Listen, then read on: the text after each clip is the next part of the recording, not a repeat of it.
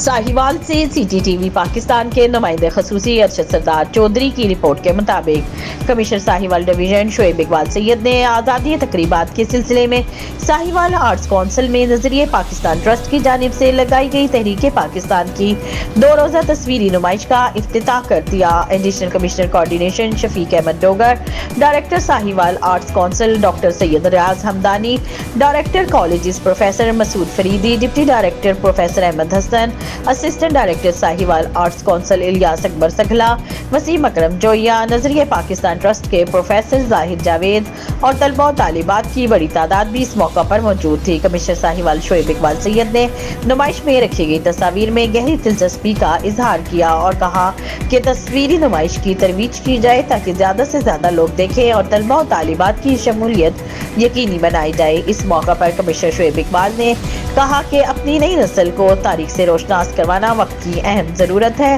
ताकि इन्हें बताया जा सके कि हसूल पाकिस्तान के लिए हमारे आबाओ अजदाद ने बेशबहा कुर्बानियां पेश की। उन्होंने कहा कि पाकिस्तान को हासिल करने के लिए हमारे बुजुर्गों ने अपनी जानों का नजराना पेश किया। उन्होंने कहा कि जरूरत इस अम्र की है कि हमारा हर कौल और फेल वतन अजीज की आज़ादी, अमन, तरक्की और खुशहाली के लिए हो। उन्होंने कहा कि आज के दिन हमें सबको मिलकर अहद करना होगा कि हम सिर्फ और सिर्फ पाकिस्तानी हैं और पाकिस्तान की तरक्की में ही हमारी कामयाबी है।